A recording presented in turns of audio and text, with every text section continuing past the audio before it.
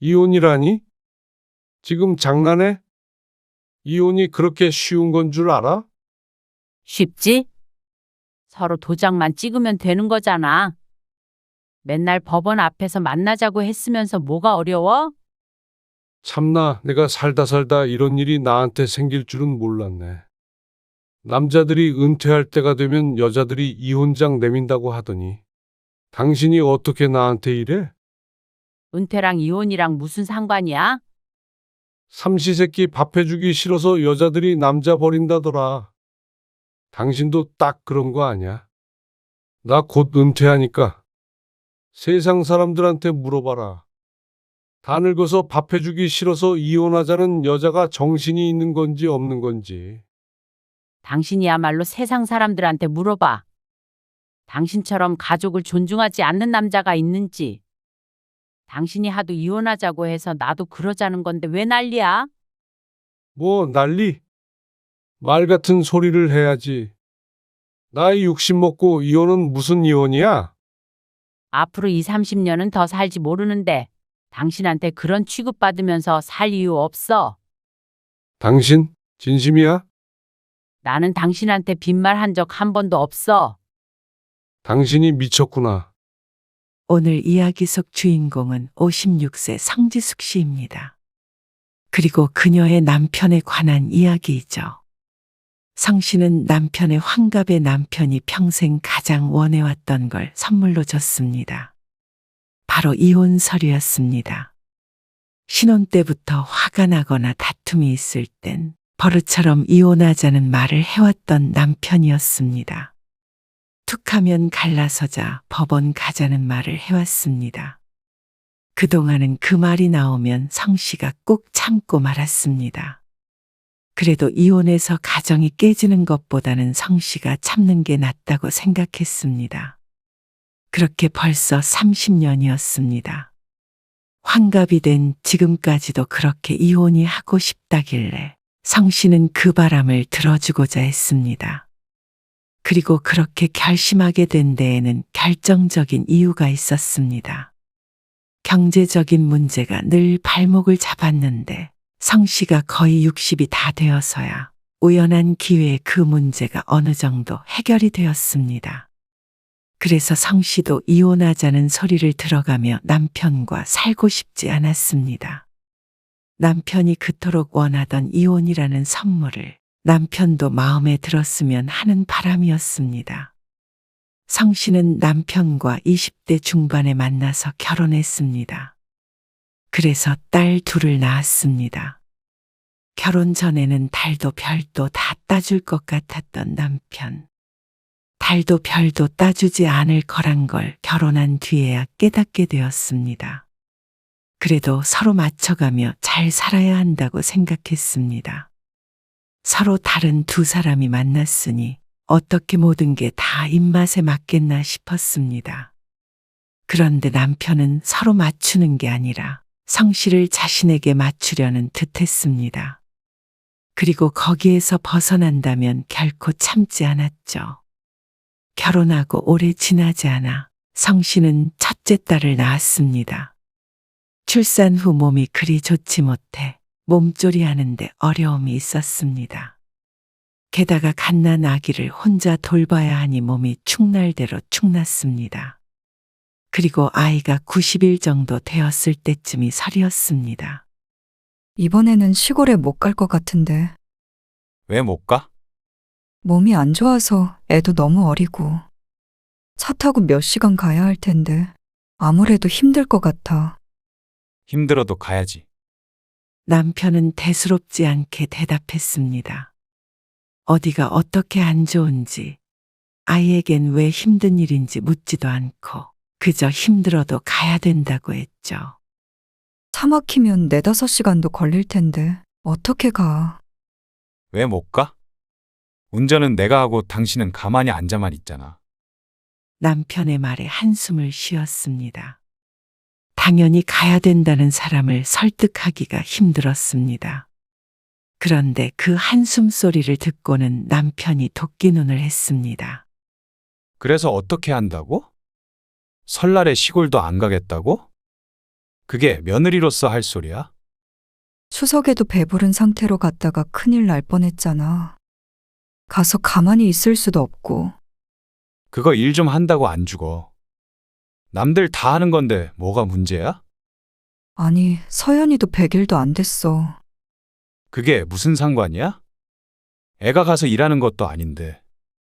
당신은 하루 종일 아무것도 안 하고 집에 있으면서 명절에 시집도 가기 싫다는 소리가 나와? 그럼 당신이 하는 일이 뭐야? 화가 점점 올라오는지 남편의 언성도 따라 높아졌습니다. 그러더니 단어 선택도 거칠어졌습니다. 애를 낳고 아무것도 하는 게 없을 리가 없었습니다. 남편은 육아에 도움을 주지 않았고 집안일도 대부분 성씨의 몫이었습니다. 그런데 어떻게 사람을 집에서 빈둥빈둥 노는 것처럼 말하는지 몰랐습니다. 남편 눈에는 팔자 좋은 여자처럼 비춰진 모양이었습니다. 너무나도 황당해서 말이 나오지 않았습니다. 당신은 그럴 거면 결혼은 뭐하러 했어? 명절에 시집에 가지 않으면 결혼한 의미가 없는 것처럼 말하는 남편. 애 낳은 게 대수라고 며느리 도리도 안 해? 어머니 아버지가 나를 뭐라고 생각하시겠어? 당신 지금 하는 일은 남편을 우습게 만드는 일이야. 알아? 다른 사람도 아니고 부모가 자신을 우습게 여길 거라고 아내에게 이렇게 표독스럽게 얘기하는 남편이 낯설었습니다. 그동안의 사소한 다툼은 있었지만 이렇게까지 이야기하는 남편은 처음 보았습니다. 그러더니 자기 분에 못 이겨서 해서는 안 될 말을 했습니다. 그렇게 멋대로 할 거면 차라리 이혼을 하고 혼자 살아. 뭐? 이혼? 그래. 이혼해. 성씨의 얼굴에 핏기가 가셨습니다. 밀가루 바른 듯 새하얘진 얼굴에다가 대고 남편은 또다시 이혼을 하자는 말을 내뱉었습니다. 남편에게는 한없이 가벼운 단어가 바위덩어리처럼 무겁게 성씨를 짓눌렀습니다. 어떻게 갓난아기를 품에 안고 있는 아내에게 그런 소리가 나오는지 해가 가지 않았습니다. 당신 마음대로 살아. 그리고 설 끝나면 갈라설 준비할 테니까 그런 줄 알고. 그러더니 남편은 정말로 혼자서 시골로 내려가 버렸습니다. 성씨는 따라갈 생각도 못했습니다. 이대로 끝이라고 생각했습니다. 그래서 남편이 시골에 내려가 있는 이틀간 내내 울며 지냈습니다. 겨우 아이에게 젖만 먹이며 제대로 된 밥도 못 챙겨 먹고 그렇게 피폐하게 생활했죠. 그러다가 명절 연휴 마지막 날에 다시 집으로 돌아온 남편. 혼자 잘 지냈어? 이거 먹어. 음식 좀 싸왔어. 본격적으로 이혼 준비를 하자고 할 줄 알았던 남편은 너무나도 평범하게 말을 걸었습니다. 언제 그런 일이 있었냐는 듯이 말이죠. 성씨는 울음을 왈칵 터뜨렸습니다. 며칠 동안 마음 고생했던 것이 허무했습니다. 남편은 전혀 걱정 같은 건 하지 않은 얼굴이었습니다. 본가에 가서 맘 편히 잘 먹고 잘 쉬다 온 것 같았습니다. 그럴 거면 뭐하러 그런 폭탄을 터뜨리고 간 것인지 몰랐습니다. 이혼하자고 한 건 뭐야? 이혼 그냥 화나서 한 소리지 뭐야. 남편은 성씨의 심정은 전혀 공감을 못하는 사람처럼 대답했습니다. 그리고 울고 있는 성씨의 반응이 별스럽다는 듯이 쳐다보았습니다. 화나면 무슨 말인들 못해. 그걸 마음에 담고 있었어? 그러면서 웃는 남편. 황당하고 화가 나기도 하는 한편 당시엔 그래도 안심을 했던 것 같았습니다. 지난 며칠이 허무하긴 했지만 어린 아이를 두고 이혼하지 않아도 된다고 생각해서 말이죠. 그렇게 성씨는 남편과 얼렁뚱땅 화해를 하게 됐습니다. 그런데 그게 시작이었습니다. 아, 그냥 이혼해. 남편은 사소하건 큰일이건 마찰이 있으면 꼭 끝에는 이혼하자는 소리를 했습니다. 처음엔 그 소리를 들을 때마다 놀라서 눈물을 흘렸지만 나중엔 성씨도 화가 났습니다. 그 버릇을 고쳐야겠다는 생각도 했습니다. 왜 툭하면 이혼하자고 하는 거야? 정말 이혼하고 싶어서 그래? 뭐? 그래. 이혼하고 싶어서 그런다. 이혼하지도 않을 거면서 그러는 버릇 고쳐. 하지만 자존심 센 남편이 화가 났을 때 이렇게 성씨가 받아치면 걷잡을 수 없는 상황이 되곤 했습니다. 법원으로 와. 아니다. 집에서 나가. 애는 두고 맨몸으로 나가. 거의 집에서 끌어낼 것처럼 거칠게 성씨의 팔을 잡아 끌기도 했습니다. 그리고 또 저녁 때가 되면 뭐가 먹고 싶다 하며 아무렇지도 않게 말을 걸곤 했죠. 그러니 이혼하자는 말이 빈말인 건 진작에 알 수 있었습니다. 하지만 들을 때마다 기분은 바닥을 쳤습니다. 속이 부글부글 끓고 가슴이 쪼개질 듯 서글펐습니다. 물론 매일 그런 것은 아니었습니다. 그렇게 밥 먹듯이 싸웠으면 가정이 유지가 될 수가 없었겠죠. 평소의 사이는 나쁘지 않았습니다. 하지만 한 번씩 싸우면 대화는 꼭 똑같이 흘러갔습니다. 이혼이라는 단어가 지긋지긋해졌습니다. 그런데 남편은 성씨에게만 그런 것은 아니었습니다. 어찌 보면 참 공평한 사람이라고 할 수 있었습니다. 성씨가 둘째를 낳았을 때 시골에서 시어머니가 올라왔습니다. 여보. 과일이라도 좀 내와야지. 내가 할게. 서연이 엄마는 앉아 있어. 아, 제가 할게요. 너무 움직이지 말어. 나중에 골병 들어. 만석이 네가 서연이 엄마 좀 도와서 집안일도 해주고 해. 애 둘 낳으면 얼마나 힘든데. 애 키우면서 집안일까지 다 서연이 엄마한테 맡기면 어떡해. 저도 하죠. 아까부터 가만히 앉아서 계속 시키기만 하잖냐? 그러면서 시어머니가 남편에게 잔소리를 했습니다. 성씨를 위한 말이었지만 반면에 남편에겐 듣기 싫은 소리였겠죠. 처음엔 웃으며 대답하던 남편도 시어머니의 말이 끊이질 않자 표정이 점점 굳어졌습니다. 그러자 심기가 뒤틀렸는지 남편이 시어머니에게 알아서 하겠다고 툭 내뱉었습니다. 거기에서 그쳤어야 하는 건데 시어머니가 한마디 더 보태자 남편이 화를 냈습니다. 화기애애하던 분위기가 순식간에 얼어붙었습니다. 시어머니도 그제서야 말을 아꼈습니다. 그런 말을 할 거면 오지 마세요. 제분에 못 이겼는지 남편이 시어머니에게 모질게 말했습니다. 시어머니는 그런 남편의 말에 상처를 받았고 말이죠. 멀리서 온 시어머니를 남편이 쫓아내버렸습니다. 당장 나가라고 한 건 아니었지만 오지 말란 소리를 듣고도 계속 머물 사람은 없었습니다. 그 정도 했으면 화를 풀어야 할 텐데 남편은 시집 식구들과 연을 끊겠다고 했습니다. 별일이 아니었는데 순간 화를 못 참고 커진 다툼이었습니다. 아무리 화가 나도 연을 끊겠다는 말이 그렇게 쉽게 나오나 싶었습니다. 남편은 시집 식구들에게 전화가 오면 대답도 안 하고 끊어버렸습니다. 성씨가 그러지 말라고 말려도 소용이 없었습니다. 그러다가 한 달쯤 지났을 때 기분이 풀렸는지 성씨에게 말했습니다. 어머니 생신에는 내려가야지. 연 끊겠다고 그랬잖아. 그냥 한 소리지. 부모 자식 간의 연을 어떻게 끊어? 너무나도 아무렇지 않게 어깨까지 으쓱하며 말하는 남편을 성씨가 기가 질린 표정으로 바라보았습니다. 시집에서도 그런 남편에게 학을 뗀 듯 했습니다. 세월이 흘러도 남편의 버릇은 고쳐지지 않았습니다.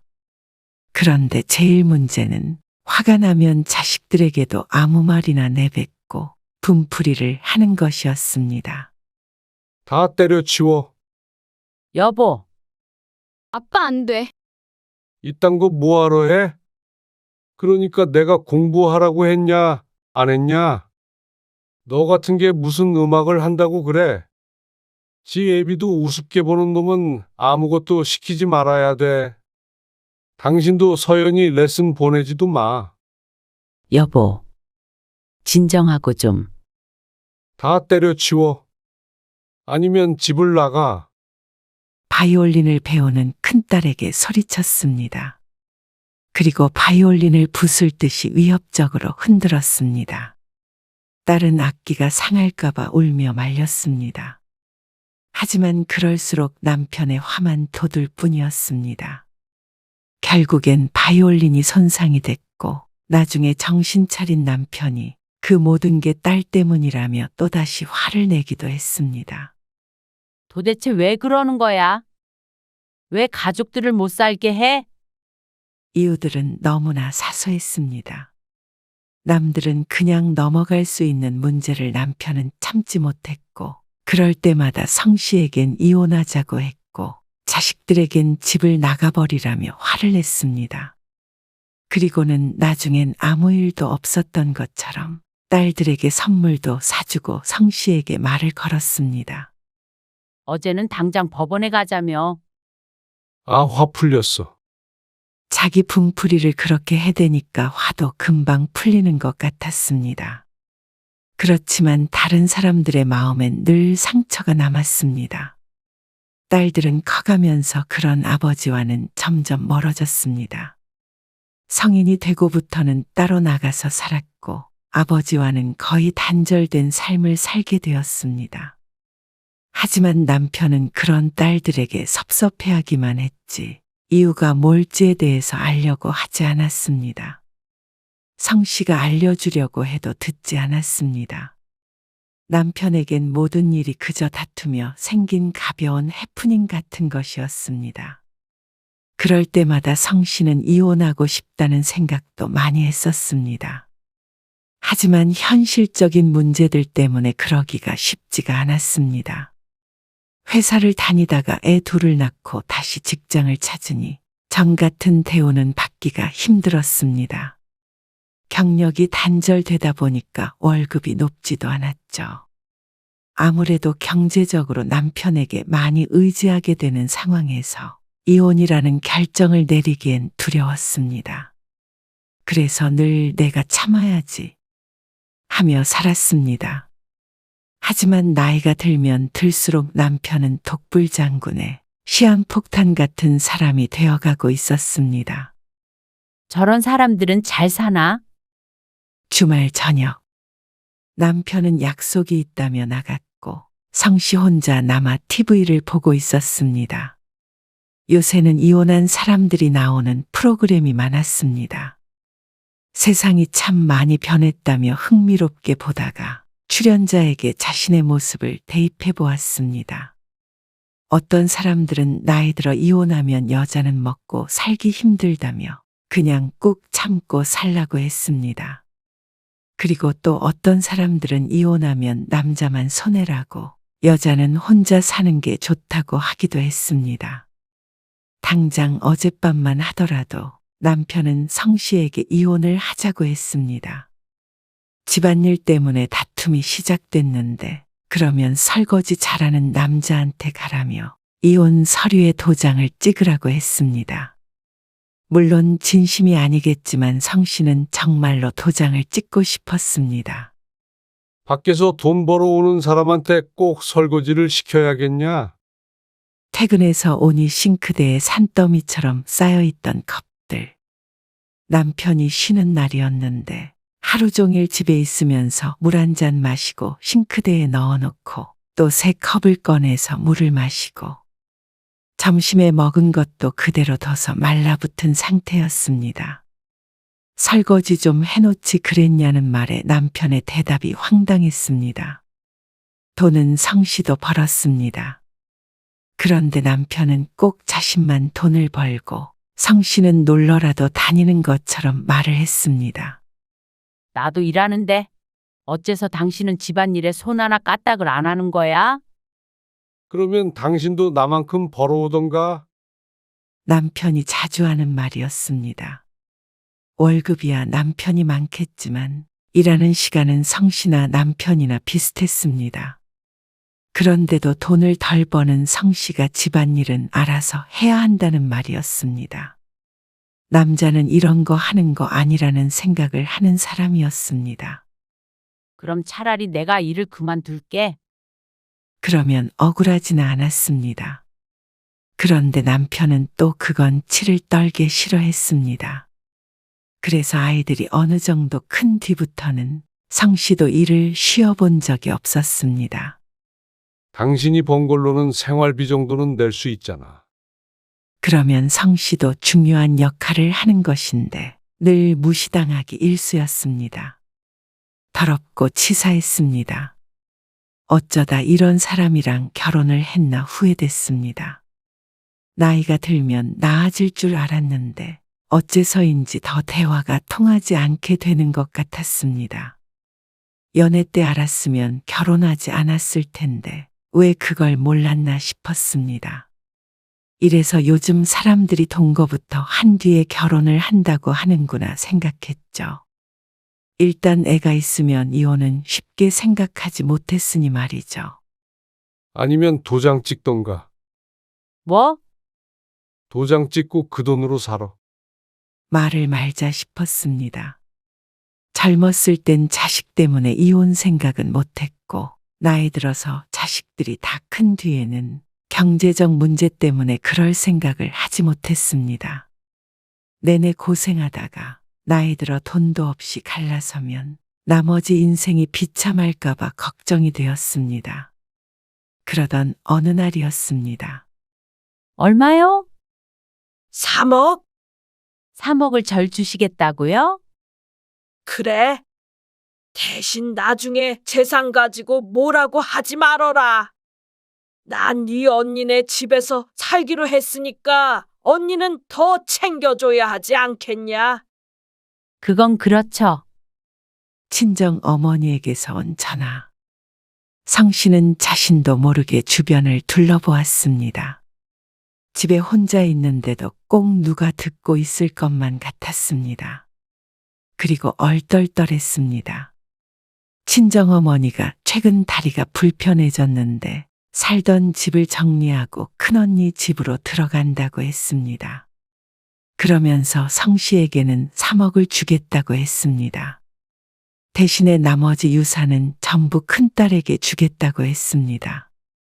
어머니를 모시고 살 상황은 아니기에 성 씨는 그 정도도 감지덕지라고 생각했습니다. 고생하는 큰언니가 당연히 더 가져야 한다고 생각했죠. 성 씨에게 큰 돈이 생겼습니다. 그것도 남편은 모르는 돈 말이죠. 어째서인지 남편에게는 천천히 말해야겠다는 생각이 들었습니다. 남편도 돈 관리는 스스로 하기 때문에 성 씨가 모르는 돈이 분명히 있을 것이었습니다. 그렇기에 보험처럼 당분간은 성 씨가 가지고 있을 생각이었습니다.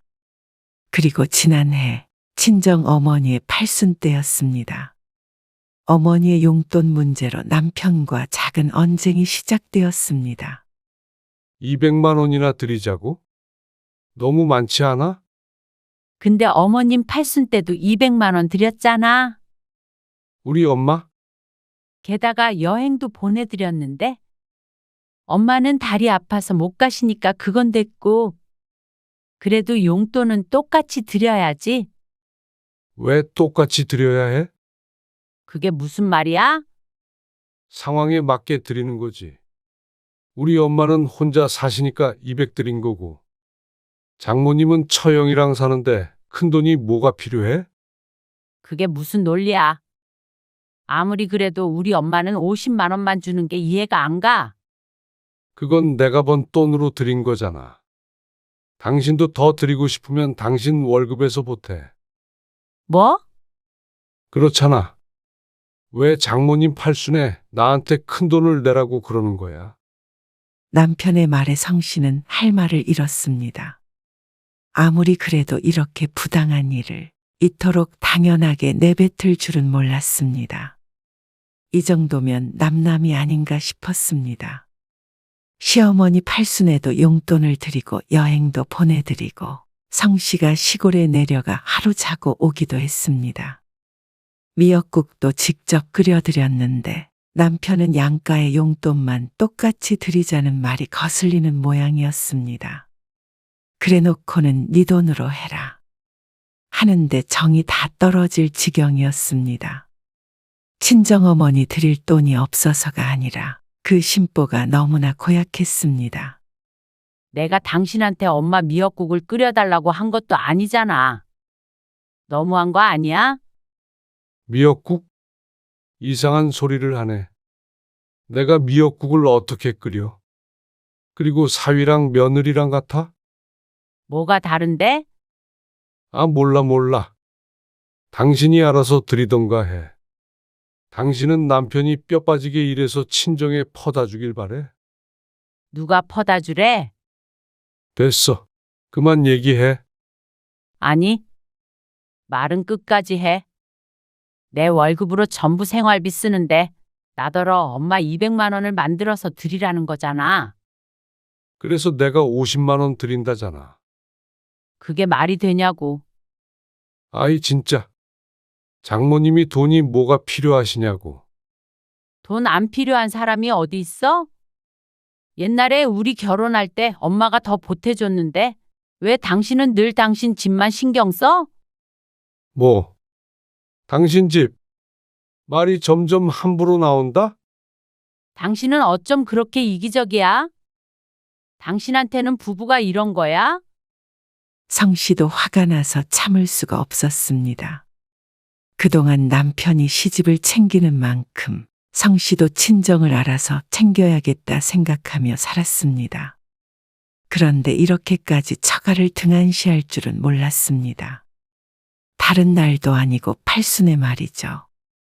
그랬더니 어김없이 남편의 입에서 나오는 말. 그렇게 불만이 많아서 나랑 어떻게 살아? 그럴 거면 도장 찍어줘? 뭐? 이혼해 주느냐고. 그러면 장모님한테 효도할 수 있을 것 같아? 남편은 단단히 착각하고 있었습니다. 이혼을 하면 성 씨가 땡전 한 푼 없이 쫓겨날 것이라고 생각하는지도 몰랐습니다. 성 씨도 이혼을 하면 경제적으로 힘들어질 거라곤 생각했지만 그렇다고 성 씨가 전혀 기여한 바가 없는 게 아니었습니다. 풍족하게 살지는 못해도 먹고 살 수는 있었습니다. 그리고 성 씨에게는 믿는 구석도 있었습니다.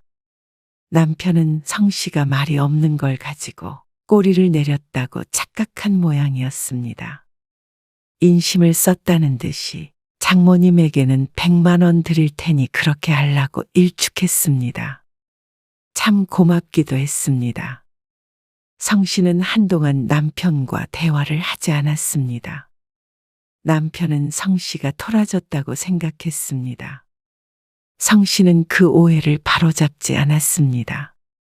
남편은 평상시와 다르지 않았습니다. 성 씨의 마음속만 소용돌이가 치고 있었죠. 그리고 얼마 뒤가 남편의 환갑이었습니다. 그때 성 씨는 선물 대신 어떤 서류를 건넸습니다. 이게 뭐야? 당신 생일 선물. 생일 선물? 남편이 의아한 얼굴로 종이를 내려다보았습니다. 거기에 적힌 이혼이라는 단어에 남편의 눈이 크게 뜨였습니다. 이혼? 그러더니 이혼이라는 말을 2번 더 중얼거렸습니다. 얼른 와닿지 않는 단어인 듯 했습니다. 평생을 자기 입으로 내뱉었던 말인데 말이죠. 당신 환갑인데 내가 해줄 건 없고 당신이 그동안 너무 바랬던 거 들어주려고. 어때? 이게 무슨 개소리야? 당신 늘 나랑 갈라서고 싶어 했잖아. 그래서 이참에 그 소원 들어주려는 거야. 남편은 당황한 듯 눈을 빠르게 깜빡거렸습니다. 무슨 말을 하는지 모르겠는데. 장난도 정도껏 해. 장난 아니야. 나도 당신이랑은 더 이상 같이 못 살겠어. 당신도 이혼하고 싶고 나도 이혼하고 싶으니까 이게 맞아. 이혼이라니? 지금 장난해? 이혼이 그렇게 쉬운 건 줄 알아? 쉽지? 서로 도장만 찍으면 되는 거잖아. 맨날 법원 앞에서 만나자고 했으면서 뭐가 어려워? 참나. 남편은 기가 막힌 듯 헛웃음을 짓더니 말했습니다. 내가 살다 살다 이런 일이 나한테 생길 줄은 몰랐네. 남자들이 은퇴할 때가 되면 여자들이 이혼장 내민다고 하더니 당신이 어떻게 나한테 이래? 은퇴랑 이혼이랑 무슨 상관이야?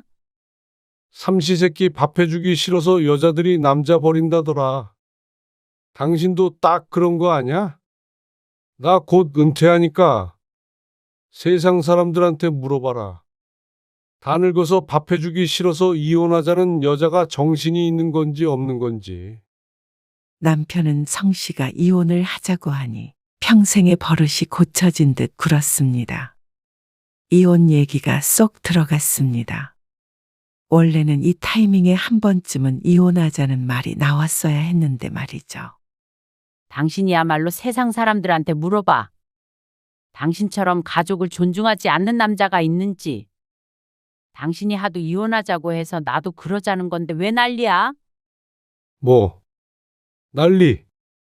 말 같은 소리를 해야지. 나이 60 먹고 이혼은 무슨 이혼이야? 앞으로 2, 30년은 더 살지 모르는데 당신한테 이런 취급받으면서 살 이유 없어. 그러고 노후에 편히 살 것 같아? 당신 돈 있어. 이 집 반 나눠야지. 그걸로 전세 구해서 나갈 거야. 집만 있으면 어떻게 살아? 꼴랑 한 달에 200만 원 벌어서 말이야. 그건 내가 알아서 살 테니까 걱정 말고. 그제서야 남편도 심각성을 인지한 듯이 자세를 바로 했습니다. 당신 진심이야? 나는 당신한테 빈말 한 적 한 번도 없어. 그래서 성 씨는 그동안 이혼하자는 소리를 단 한 번도 한 적이 없었습니다. 농담처럼도 말이죠. 그리고 그걸 아는 남편은 얼굴이 질렸습니다. 당신이 미쳤구나.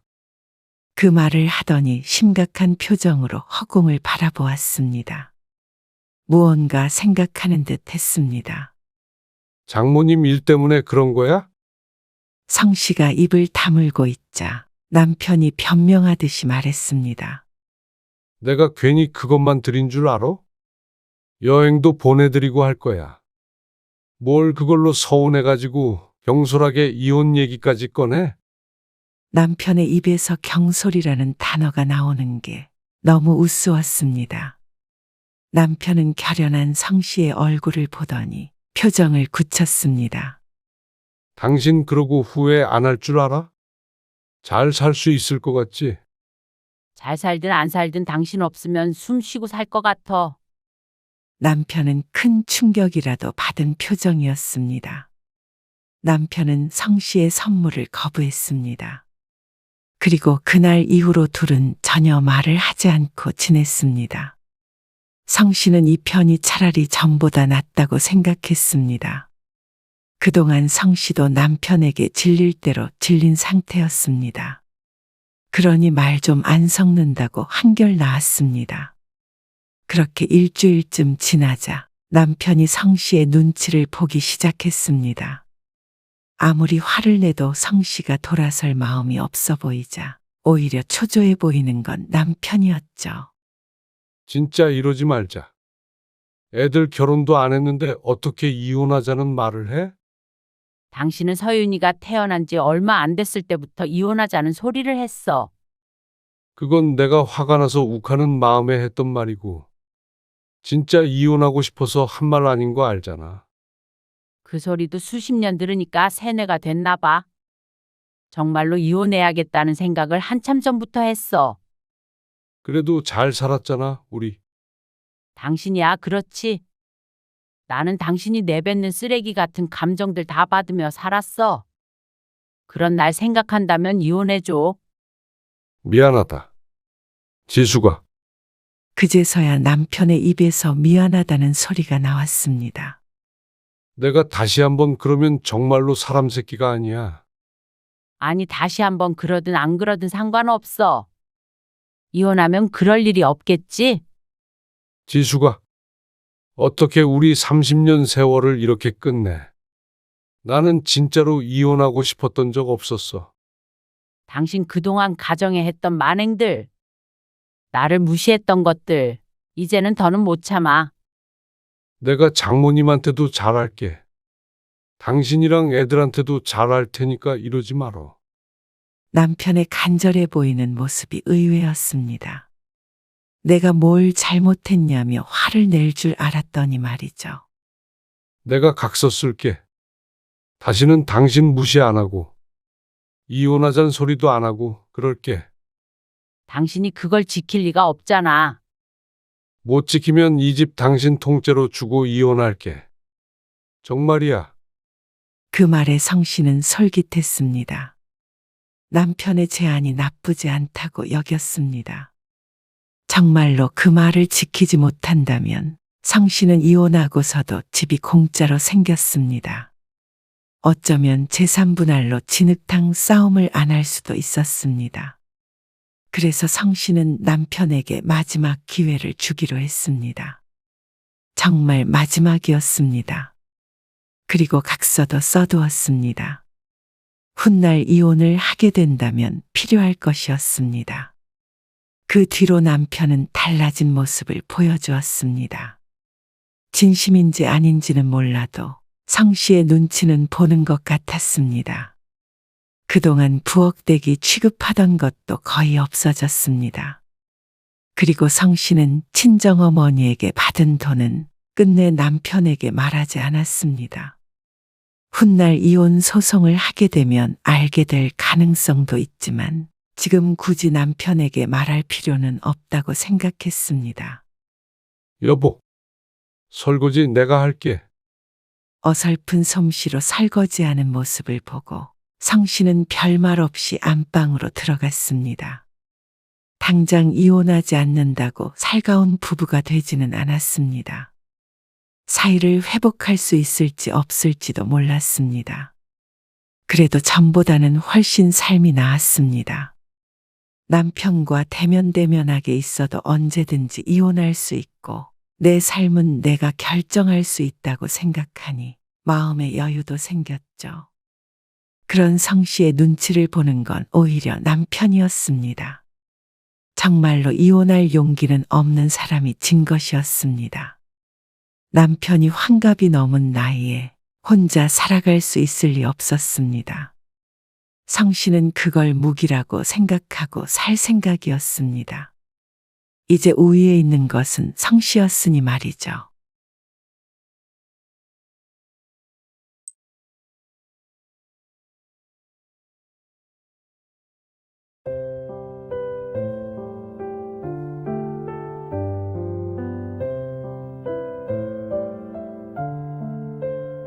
참, 이게 이상하게 꼭 이런 때 일이 생기네요. 너는 어떻게 주말에 하는 팔순잔치에 잠깐도 못 온다고 그러는 거야? 그게 일 때문에요. 몇 달 전부터 약속이 돼 있던 거잖아. 일이 갑자기 들어와서 그래요. 자고 가라는 것도 아니고 또 가깝잖냐? 와서 밥 먹고 얘기 좀 하다가 갈 시간도 없다는 거야?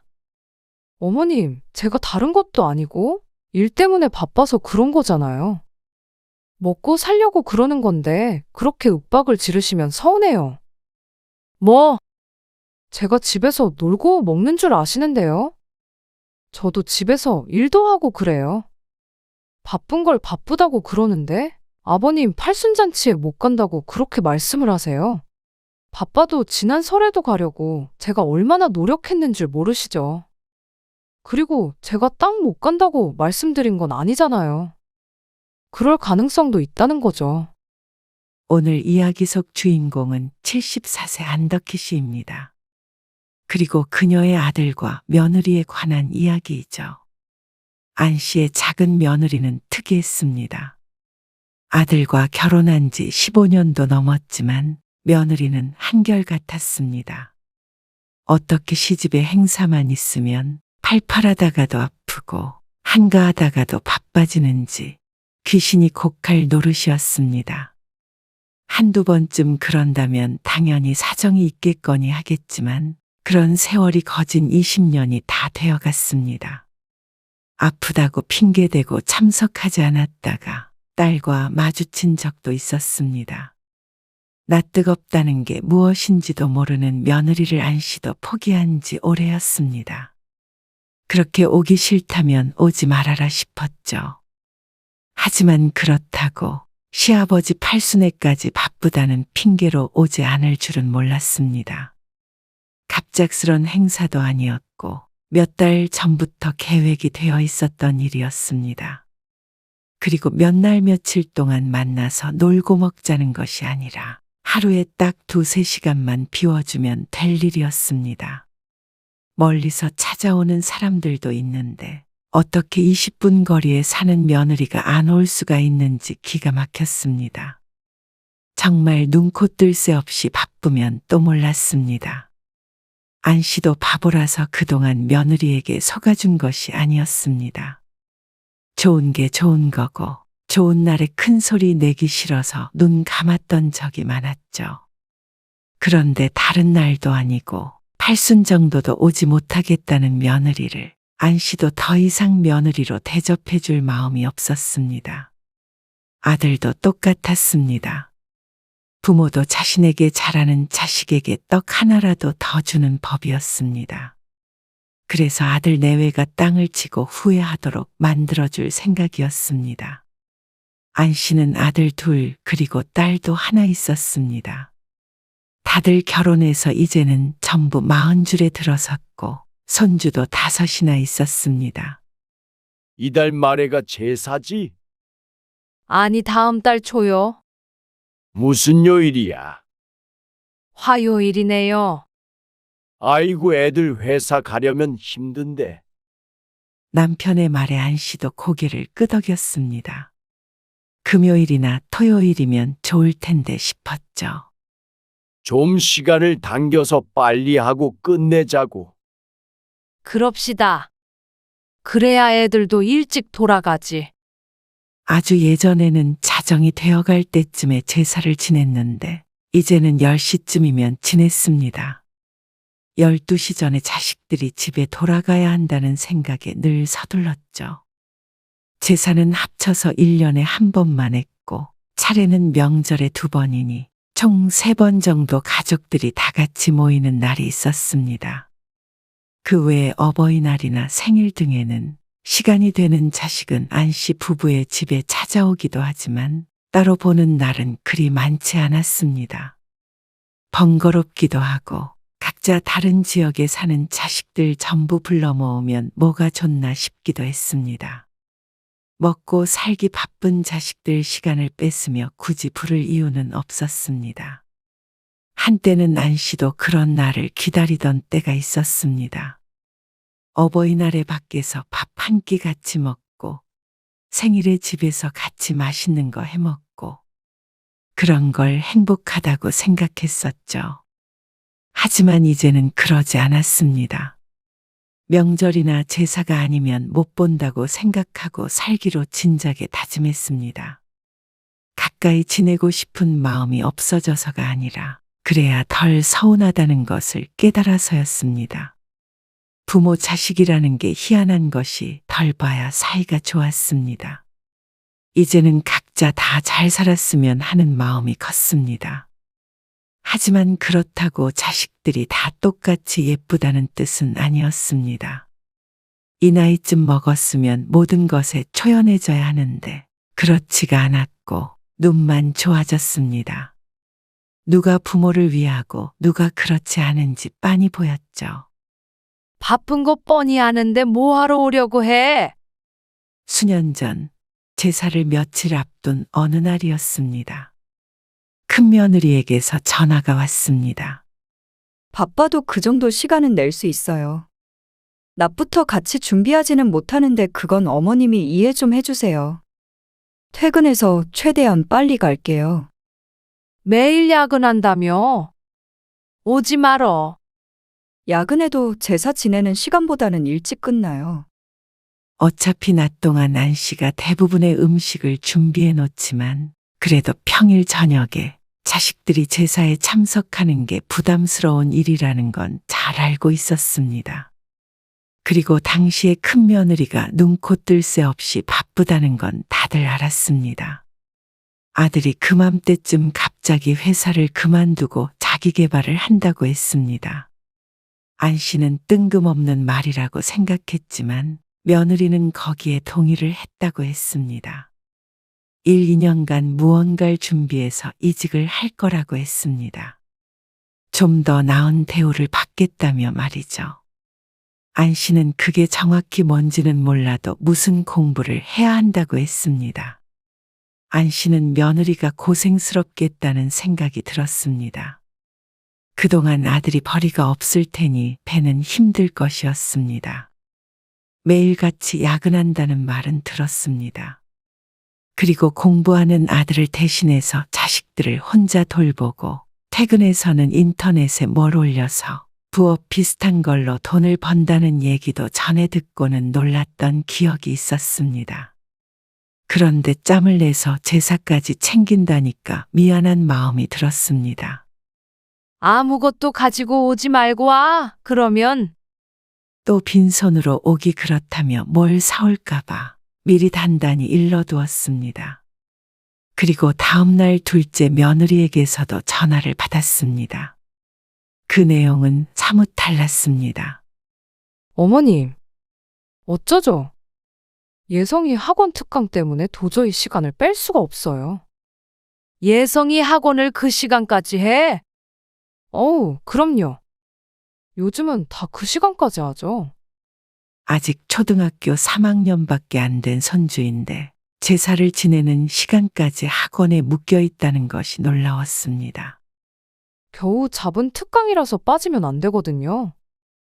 아이고, 제사 못 오는 거야 이해하는데 쉬엄쉬엄 해라. 그럼요. 제가 다 알아서 하죠. 어쨌거나 죄송해요. 가서 음식도 도우고 해야 하는데. 형님 오시죠? 회사 끝나고 온단다. 저도 내년에는 꼭 참석할게요. 내년에도 꼭 참석하겠다는 말은 작년에도 들었던 말이었습니다. 처음에는 좀 서운하기도 했지만 거의 매년 비슷한 일이 반복되자 이제는 전화벨만 울려도 짐작이 갔습니다. 못 온다는데 어쩌겠나 싶었습니다. 그래, 알았다. 예성이 아빠는 온대니? 네. 예성이 아빠만 보낼게요. 음식도 좀 덜 차리고 그게 나을 것 같기도 했습니다. 그리고 당일이 되었을 때 딸이 어린 손주 둘을 데리고 일찍 도착했습니다. 멀리서 오느라 고생했네. 차 많이 막혔지? 낮은데도 좀 막히네. 1시간 반 정도 떨어진 곳에 사는 딸이기에 오는 길이 힘들었을 것이었습니다. 사위는 회사 때문에 오지 못하고 애들 때문에 휴직해서 집에 있는 딸만 낮에 도착했습니다. 이거부터 하면 돼. 남편이 손주들을 보고 있고 딸이 제사 음식을 하는 걸 거들었습니다. 그래도 딸이 먼저 와줘서 다행이었습니다. 아무리 조금 한다고 하더라도 손이 많이 가는 게 사실이었습니다. 매년 가짓수가 줄어드는데도 참 번거로운 일이었죠. 그리고 저녁 늦은 시간이 되자 큰아들 내외가 도착했습니다. 손주 둘도 함께 대동한 상태였습니다. 어머님, 이리 주세요. 제가 할게요. 며느리는 도착하자마자 손만 씻고 이것저것 할 일을 찾아서 척척했습니다. 빠릿빠릿해서 오히려 안 씨가 정신이 없을 정도였습니다. 어머님은 앉아 계세요. 차리는 동안. 그리고 10시가 다 되었을 때 뒤늦게 작은 아들이 마지막으로 도착했습니다. 아, 오늘 퇴근이 늦어져서요. 준비 다 됐어요? 그래. 어서 들어와. 작은 아들이 들어와서 안 씨의 옆에 섰습니다. 예성이 이 시간에도 학원에 가? 아, 예. 지금쯤은 집에 있겠죠. 비록 아들네 집과 안 씨의 집은 20분이 채 안 걸리는 거리였지만 그저 고개를 끄덕였습니다. 꼬박꼬박 와서 챙기는 큰 며느리가 고마운 거지. 자주 오지 않는 작은 며느리가 미운 것은 아니었습니다. 걱정인 것은 큰 며느리가 서운해할까 봐였습니다. 어머님, 두세요. 제가 치울게요. 아니야. 내가 치울 테니까 비켜서 봐. 그래서 안씨가 더 분주하게 움직이게 되었죠. 제사가 끝나고 안씨는 큰 며느리의 한숨소리를 들었습니다. 힘들지? 힘들어도 1년에 한 번인데요. 뭘? 동서는 또 뭐가 바쁘대요? 예성이 학원 때문에. 하지만 더 나이가 많은 두 손주들이 큰 며느리와 함께 와 있었습니다. 아직 초등학생의 학업 때문에 못 온다는 것은 핑계처럼 들리는 게 사실이었습니다. 그냥 눈 가리고 아웅하는 것이었죠. 한두 번이 아니기에 큰 며느리도 어느 정도 포기를 한 모양이었습니다. 생일이든 무슨 날이든 제일 가까이 사는 작은 아들네가 제일 참석률이 낮았습니다. 사실 참석률이라고 하기에도 민망한 것이 참석한 날을 꼽는 게 어려웠습니다. 1년에 한 번 보면 올해는 많이 봤다 할 정도였습니다. 매번 변명은 다양했는데 대부분이 손주의 학업이었습니다. 하지만 그마저도 손주가 중학교에 들어가면서 써먹기가 힘들어졌습니다. 뭐? 예성이가 그렇게 사고를 치고 다닌다고? 그러게 나도 몰랐는데 요즘 오빠네 집 분위기 장난 아니야. 어떻게 알아? 모를 수가 없어. 오빠랑 새언니랑 맨날 학교도 들락날락 하는 것 같던데. 학교에도 불려가? 불량한 친구들이랑 어울리나 봐. 얼마 전에 가출한 걸 오빠가 다시 끌고 왔대. 딸의 말을 듣고는 깜짝 놀랐습니다. 안씨도 전혀 몰랐는데 손주가 진작에 공부하는 담을 쌓았다고 했습니다. 여태껏 예성이 학원 다녀서 제사도 못 오고 명절에도 못 온다고 그러더니 다 핑계야. 딸이 궁시렁거리는 소리를 들으며 안씨도 한숨을 쉬었습니다. 아들네에 안 좋은 일이 생겼다니 안타깝지만 딸이 투덜거리는 것도 이해가 갔습니다. 이제는 무슨 핑계를 대려나 궁금하네. 그런데 그 뒤로 작은 며느리는 양심껏 손주 얘기는 꺼내지 않았고 바쁘거나 아프다는 말을 자주 하게 되었습니다. 안씨의 칠순에도 말이죠. 어쩌죠? 어머님, 너무 바빠서 못 갈 것 같아요. 작은 며느리는 손주가 태어나고 회사를 나와서 쭉 복직을 하지 않았습니다. 한 달에 한두 개씩 일을 받아서 집에서 부업처럼 한다고는 들었습니다. 그래서 한 달에 한두 번씩은 바쁜 날이 종종 있는 건 알고 있었죠. 지금이 그때인가 보다 싶었습니다. 그럼 어쩔 수 없지. 바쁘다는데. 칠순 미리 축하드려요. 가진 못해도 제 마음 아시죠? 그래, 알어. 고맙다. 안 씨는 그렇게 전화를 끊었는데 다른 시누이는 시누인가 싶었습니다. 작은 며느리가 못 온다고 하자 전화를 건 모양이었습니다. 아무리 그래도 칠순에 빠지냐고 말이죠. 주말에 다들 시간 내서 오는 건데 유일하게 작은 며느리만 바쁘다고 하니 딸이 화가 단단히 난 것 같았습니다. 아니, 아무리 바빠도 칠순에 밥 한 끼 못 먹을 정도로 바쁠 리가 있어? 집에서 일하면 충분히 조절할 수 있는 문제잖아. 나도 멀리서 가는데? 그렇다고 전화해서 따졌어? 따진 게 아니라 뭐가 그렇게 바쁘냐고 물어본 거야. 그러니까 완전 귀청 떨어지는 줄 알았어. 내가 새언니 일에 대해서 뭘 아냐면서. 바쁘다는 걸 뻥치는 사람이 어딨냐는 거야. 아니, 누가 뻥이래? 얼마나 바쁘냐고 그런 거 가지고. 안 씨가 골이 아파서 머리를 짚었습니다. 막내딸과 작은 며느리가 전화로 대판했다는 소리에 심기가 어지러웠습니다. 그냥 그러려니 하지 못한 딸의 탓도 있었고 시모의 칠순에 마저 오지 않는 며느리의 탓도 있었습니다. 그래도 안 씨가 어머니로서 할 수 있는 말은 한 가지였습니다. 내 칠순 때문이면 괜히 싸우느라 힘 빼지 말어.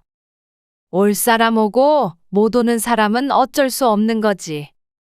하지만 딸뿐만이 아니라 큰 며느리도 불만이 있는 것 같았습니다. 아무래도 며느리가 둘인데 며느리 역할은 혼자만 해야 하나 싶은 것 같기도 했습니다. 그때부터 안 씨 부부는 가족 행사를 줄이자 싶었습니다. 안 그래도 남들보다 적게 만나긴 하지만 명절 같은 때가 너무 의무처럼 느껴지지 않았으면 했습니다. 그래서 명절에 지내는 차례는 없애자고 했습니다. 안 씨도 나이가 들었고 젊은 며느리들에게 괜히 고생을 시키고 싶지도 않았습니다. 명절이라도 그냥 얼굴 한번 보고 밥 한 끼 먹고 헤어지면 되지 않나 싶었습니다. 그러면 좋긴 하지. 요새는 그런 집들도 많다고 하니까. 딸은 좋은 아이디어라며 좋아했습니다. 그리고 큰 며느리는 말할 것도 없었습니다. 말은 안 해도 부담감이 있었던 것 같았습니다. 그리고 생일과 어버이날에는 누구도 오지 못하게 했습니다. 괜히 눈치 본다고 찾아오는 것도 원치 않았습니다. 특별한 날이면 오히려 남편이랑 둘이서 시간을 보내는 걸 택했죠. 그래도 자식들은 알아서 다들 잘 챙겼습니다. 오진 않아도 전화도 자주 하고 말이죠. 그리고 그 중에서 한 놈은 제외였습니다. 어머님, 몸이 안 좋아서 병원에 가봤더니 독감이래요. 혹시라도 가족들한테 옮길까 무서워서 이번 추석에는 못 갈 것 같아요. 어디가 많이 안 좋아? 네, 그러네요. 그러면서 자꾸만 콜록콜록 기침을 해대는 작은 며느리. 그래, 알았다. 밥 한 끼도 못 먹고 가느냐고 묻지 않았습니다. 대답이 뻔했으니 말이죠. 작은 며느리에게 연락이 온다면 용건은 하나였습니다. 아프거나 바쁘거나. 참 신기했습니다. 이 정도라면 일상생활은 가능한가 싶었습니다. 아니면 안 씨 집안에 무슨 일만 있으면 때맞춰 아프게 되는 것인지 궁금했습니다. 물론 궁금하다고 해서 묻지 않았습니다. 추석 때 작은 며느리 하나 안 온다고 큰일이 나는 게 아니니 말이죠. 그러던 어느 날이었습니다. 밤늦게 잠자리에 들기 전 남편이 화장실에 갔다가 미끄러졌는지 어지러웠는지 쿵 하고 쓰러졌습니다. 안방에 들어가려고 그 옆을 지나던 안 씨가 놀라 일으키려고 해도 힘들었습니다. 머릿속이 새하얘졌습니다. 휴대폰을 들긴 들었는데 구급차 번호가 도무지 안 떠올라서 숫자 1만 누르다가 결국 큰아들 번호를 먼저 눌렀습니다.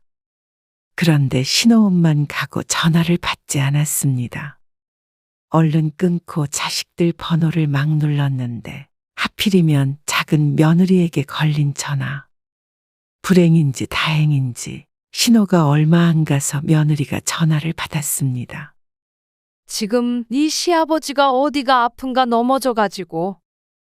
안 씨가 횡설수설하는데 작은 며느리가 조금 놀란 듯 대꾸했습니다. 넘어지셨다고요? 119 얼른 부르세요. 아, 구급차 번호가 생각이 안 났지 뭐냐? 저보다 그게 빠르죠. 저 지금 바빠서 밥도 못 먹고 일하고 있어서 지금 당장 나가지는 못하거든요. 아주버님한테 전화해 보셨어요? 이만 끊으마. 구급차 불러야 해. 안 씨는 며느리가 하는 소리를 다 듣지도 않고 전화를 끊었습니다. 결국 다른 사람한테 전화하란 소리였으니 말이죠. 전화를 끊고 나자 조금 마음이 차분해졌습니다. 침착하게 구급차를 부르자 큰아들에게서 전화가 왔습니다.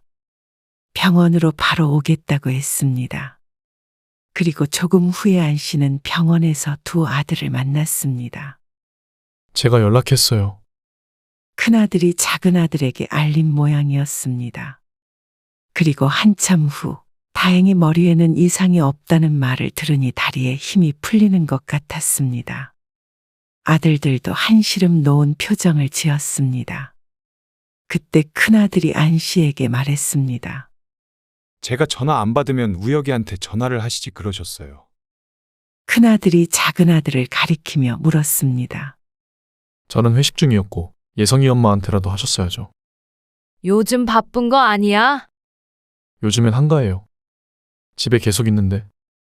이미 전화통화를 한 건 모르는 모양이었습니다.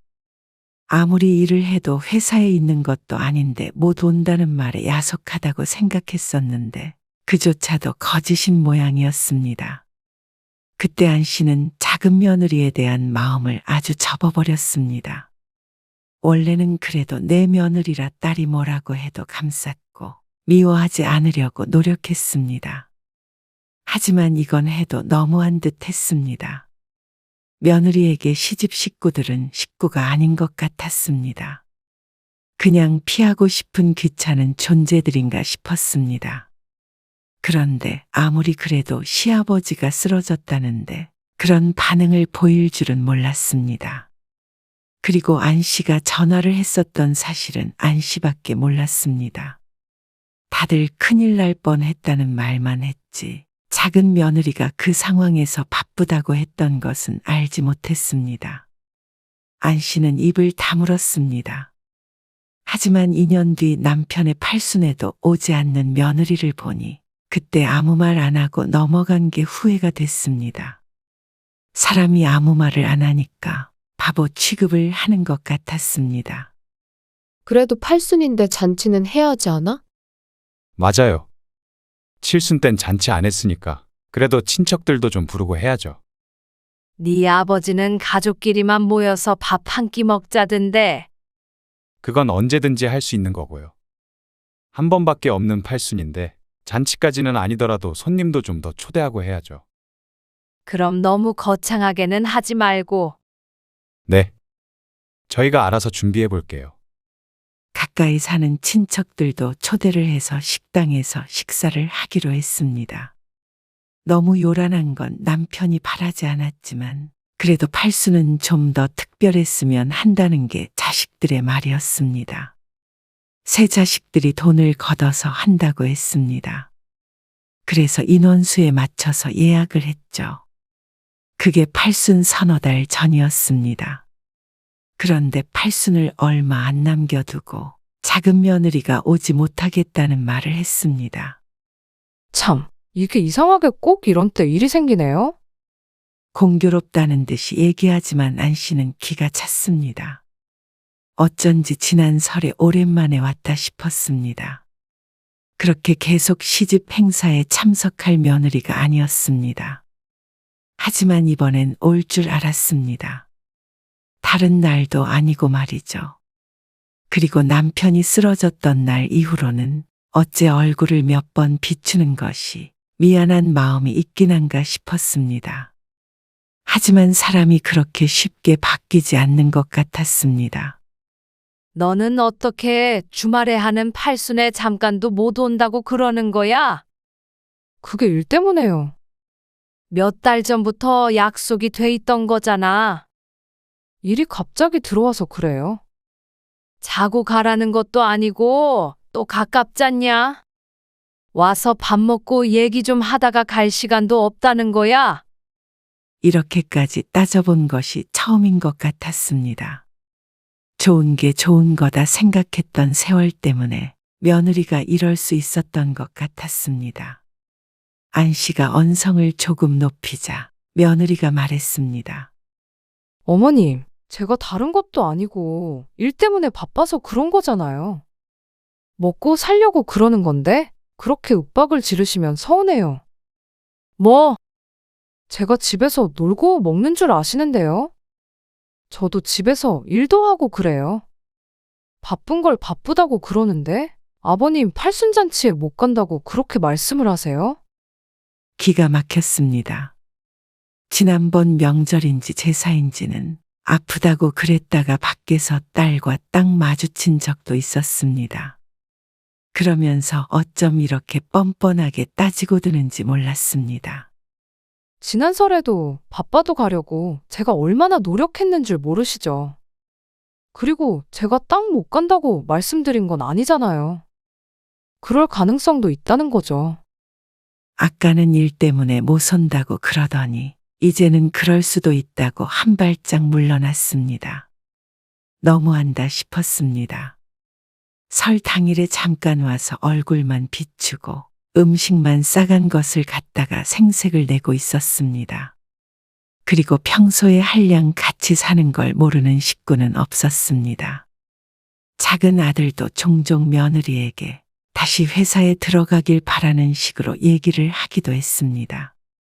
그런 걸 보면 작은 며느리 하는 일이 이렇게까지 눈코 뜰 새 없이 바쁠 리가 없었죠.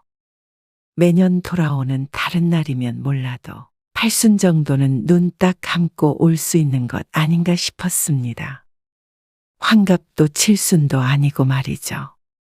아무리 오기 싫다고 해도 이 정도면 그냥 원수 사이가 아닌가 하는 생각까지 들었습니다. 안 씨는 밤새 뒤척였습니다.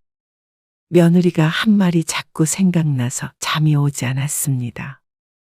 이렇게 평생 살 생각인 것 같았습니다. 이런 게 무슨 가족이고 자식인가 싶었습니다. 아들도 똑같았습니다. 그런 며느리를 뻔히 알고 있으면서도 무슨 일이 있으면 혼자 오거나 아예 같이 오지 않는 일도 많았습니다. 며느리의 모든 행동이 다 아들이 묵인하니까 할 수 있는 것들이었습니다. 그리고 팔순 전날 오후에 안 씨는 작은 며느리에게 전화를 걸었습니다. 오늘 도저히 못 오겠냐? 저도 가고 싶어요. 근데 일도 중요한 거잖아요. 아버님은 제가 따로 찾아뵙거나 전화를 드리거나 할게요. 시아버지 생신 못 갔다고 저를 너무 나쁜 며느리 취급하지 마세요. 어머님, 대신 형님이나 아가씨다 다들 잘 챙기잖아요. 저 대신. 그래. 알겠다. 정말로 못 온다는 거지?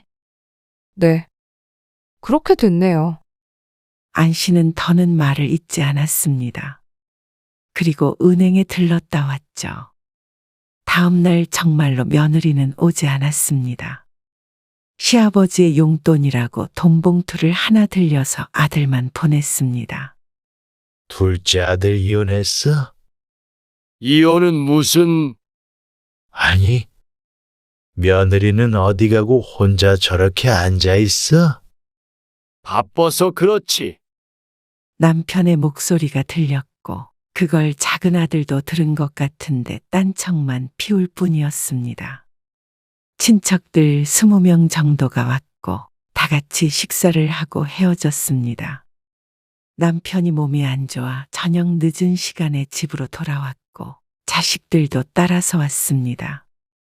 큰아들 내외, 작은아들 그리고 딸과 사위.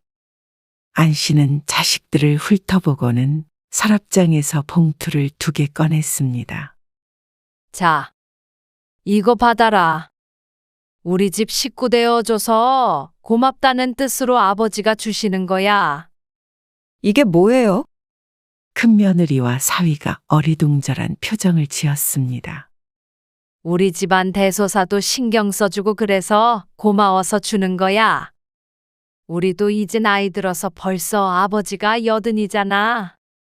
조금씩 재산 정리하려던 차에 생각나서 주는 거야. 그리고 그 봉투 안을 보더니 다들 깜짝 놀랐습니다. 각자 2천만 원씩 들어 있었습니다. 그리고 3천만 원씩 더 송금해 주마.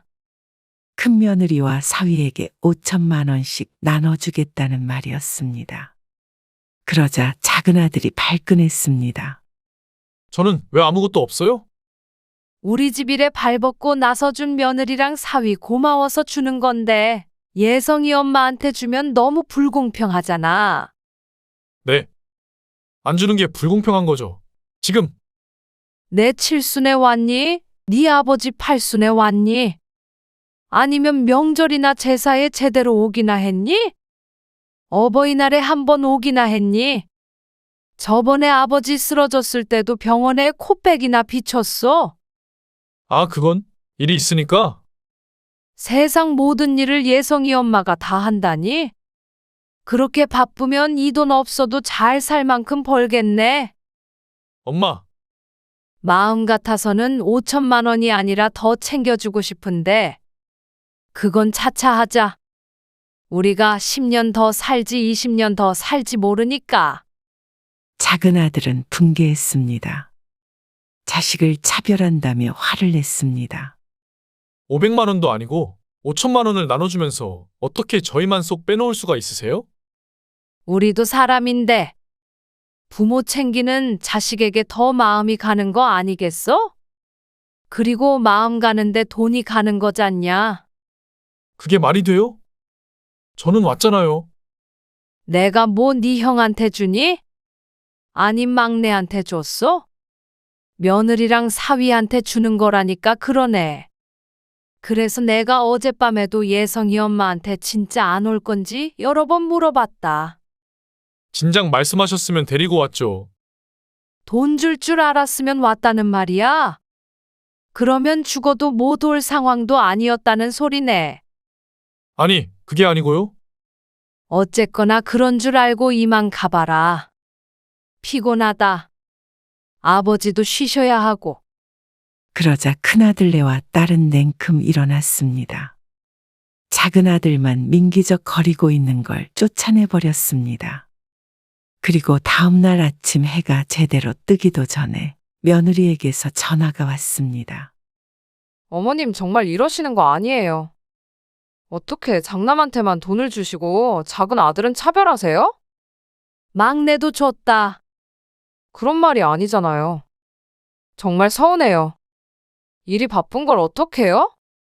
예성이 아빠는 돈 줄 알았으면 데리고 왔다던데. 그러면 그 정도로 바쁜 건 아닌 거 아니야? 그러자 아들처럼 꿀먹은 벙어리가 된 며느리. 팔순에 안 왔다고 이러는 거 같아? 결혼하고 그동안 우리 집 일에 힘들었을 며느리랑 사위한테 주는 돈인데 예성이 엄마 너도 받아도 된다고 생각하니?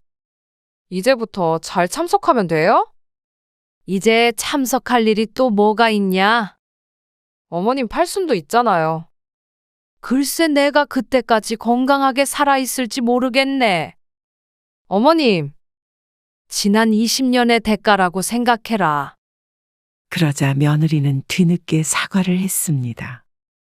작은 아들도 그렇고 후회한다고 했죠.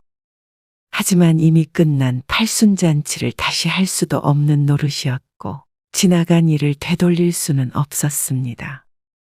자식으로서 아무것도 하기 싫고 부모가 주는 건 똑같이 받고 싶다는 심보가 못된 자식이었습니다.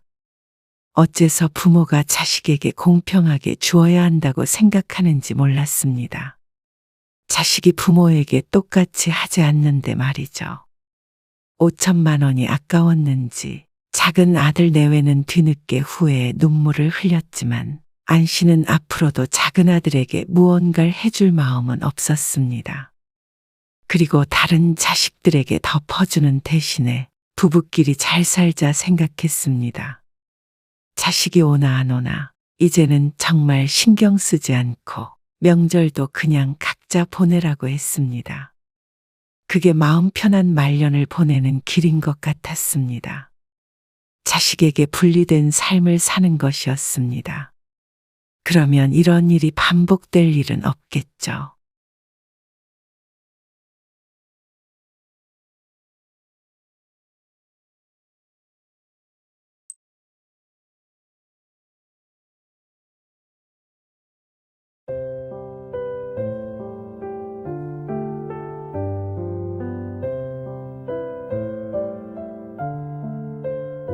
음식 내올까요? 아니요. 곧 일행 올 건데 도착하면 부탁드립니다. 오고 있대? 답장이 없어요. 무슨 일이 있나 보지. 차가 막힌다거나. 아이고, 죄송해요. 차가 막혔네요. 주원 씨, 1시간이나 늦으면 어떡해. 미안. 저희 부모님이 워낙 느긋한 성격이셔서요. 준비하는데 조금 시간이 걸리세요. 그리고 차도 좀 막혔고요. 오늘 이야기 속 주인공은 60세 김무성 씨입니다. 그리고 그의 딸과 예비 사돈에 관한 이야기이죠. 김 씨는 상견례에서 이런 생각을 할 줄은 꿈에도 몰랐습니다. 뭐 이런 사람들이 다 있나 싶었습니다. 살면서 많은 인간 군상들을 봐왔지만 이렇게 기본 예의가 없는 사람들은 처음이었습니다. 상스러운 말을 한다거나 술에 취해 사고를 치는 그런 유형은 아니었습니다. 하지만 어쩌면 그의 맘먹는 진상이라고 할 수 있었습니다. 늦는다는 말도 없이 상견례에 1시간 지각한 사돈네와 예비사위.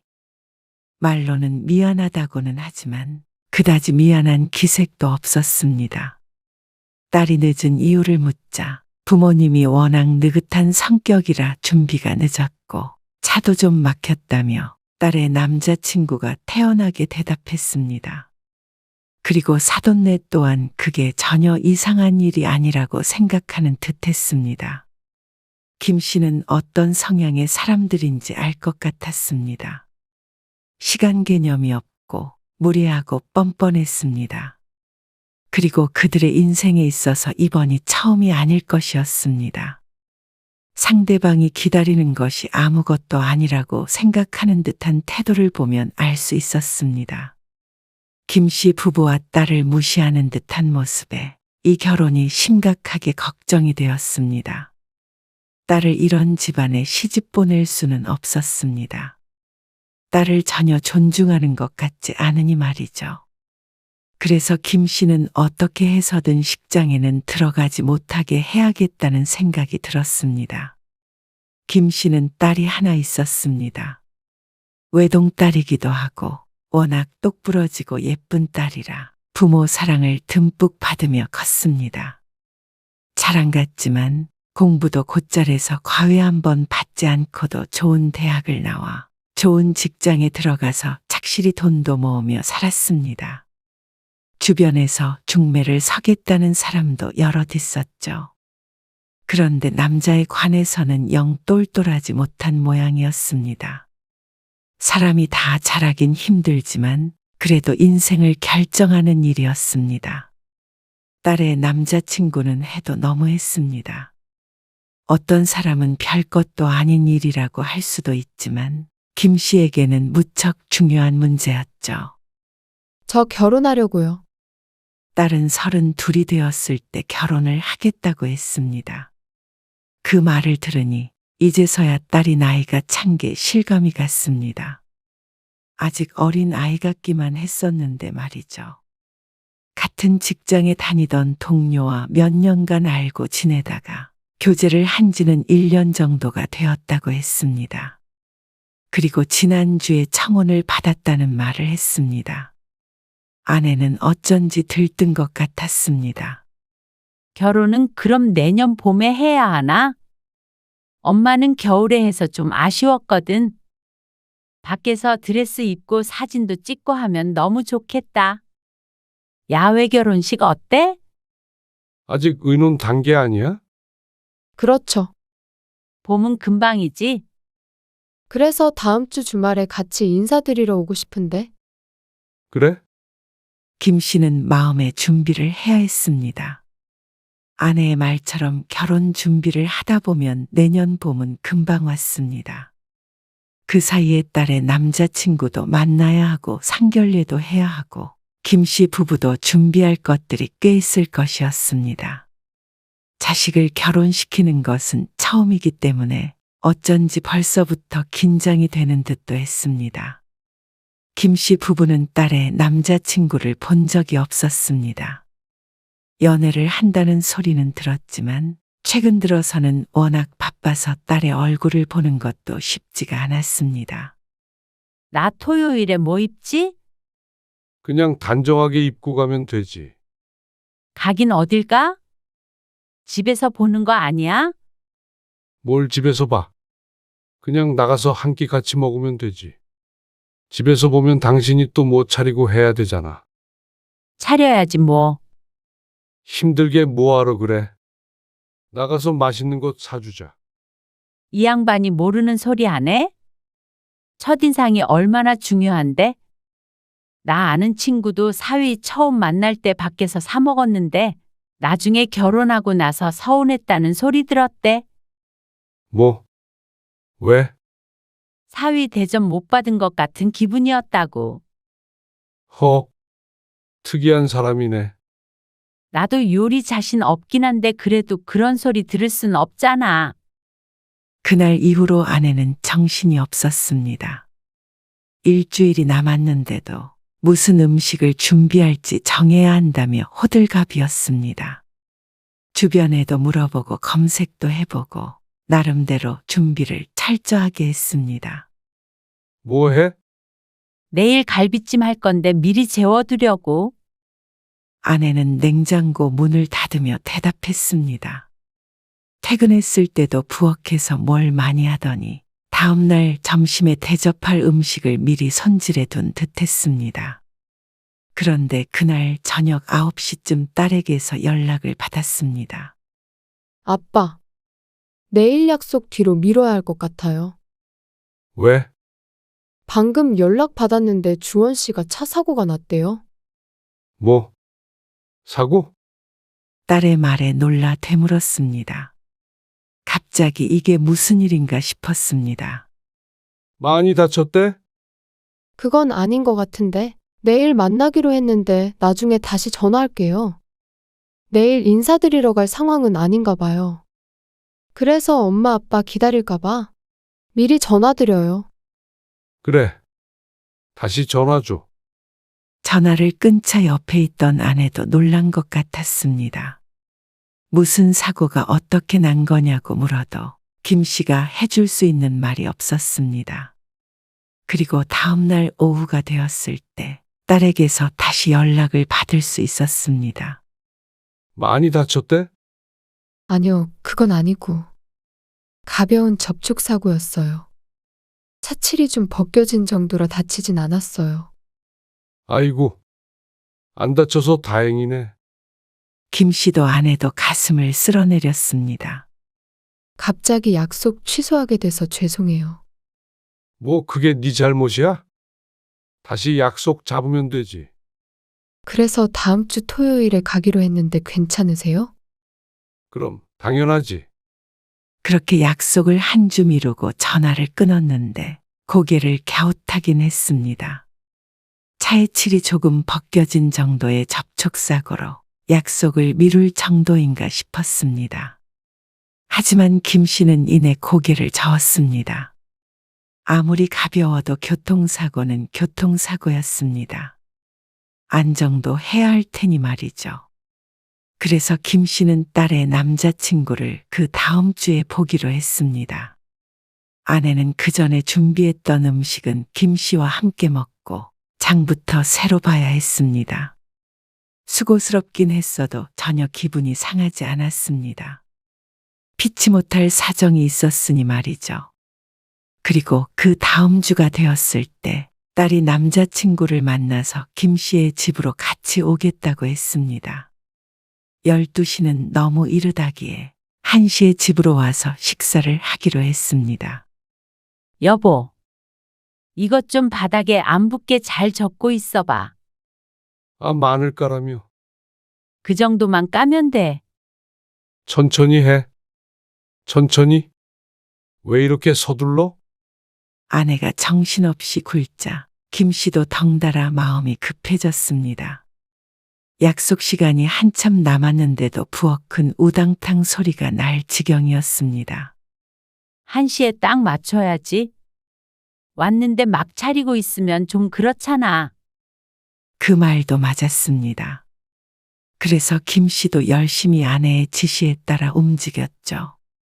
그런데 12시 40분쯤에 딸에게서 연락이 왔습니다. 아직 주원 씨가 도착을 안 했거든요. 여기서 거기까지 20분은 걸리니까 가면 1시 넘을 것 같아요. 천천히 준비해 주세요. 그래? 알았어. 김 씨 부부는 거의 준비를 마쳐가고 있었습니다. 그런데 딸이 늦는다길래 10분, 20분쯤 여유가 생긴 듯 했습니다. 아내에게 전하니까 김 빠진 듯 어깨를 늘어뜨렸습니다. 그러더니 립스틱을 새로 바른다며 안방에 들어갔죠. 그리고 1시 10분이 지나갈 때쯤 아내가 말했습니다. 어디쯤인지 전화해서 물어볼까? 곧 도착하겠지. 늦었는데 전화하면 마음 급해지잖아. 기다리자. 예비 사위가 부담스러울까봐 전화도 안 하고 기다렸습니다. 그런데 딸에게서 전화가 다시 왔습니다. 지금 출발했거든요. 그래서 1시 반쯤 도착할 것 같아요. 그래. 급하지 않으니까 천천히 와. 결국에 딸과 남자친구는 1시 30분이 조금 넘어서 도착했습니다. 늦어서 죄송합니다. 차가 많이 막혀서요. 괜찮아요. 얼른 와서 앉아요. 죄송해요. 사과하는 딸의 표정이 조금 어두웠습니다. 김 씨는 딸의 어깨를 한번 툭툭 치고는 같이 거실로 들어왔습니다. 반찬이 다 식어서 다시 데우고 식탁에 앉으니 2시 가까이 되는 시각이었습니다. 딸의 남자친구는 인상이 참 좋았습니다. 잘생긴 얼굴에 싹싹한 성격을 보니 딸이 좋아하는 이유를 알 것 같았습니다. 그리고 옆에 앉아서 식사 내내 은근슬에 챙겨주는 모습도 마음에 들었습니다. 아내도 그 다정한 모습에 마음이 녹은 것 같았습니다. 식사 시간은 무척 화기애애했습니다. 어두운 듯 보였던 딸의 표정도 밝아졌습니다. 아내는 차를 준비하며 김 씨의 귓가에 예비 사위가 마음에 든다고 속삭였습니다. 김 씨 부부 마음에 들든 안 들든 큰 영향이 있을까 싶긴 했지만 김 씨의 의견도 크게 다르지 않았습니다. 예의도 바른 것 같고 좋은 남편이 될 것 같았습니다. 어제 사고 난 건 괜찮았어요? 크게 안 다쳤어도 병원에 가보는 게 좋을 텐데. 아내가 차를 마시며 걱정스럽게 묻자 예비 사위가 어깨를 으쓱하며 대답했습니다. 아, 차에 타고 있던 게 아니라서 괜찮아요. 그 말에 아내도 김 씨도 어리둥절한 표정이 되었습니다.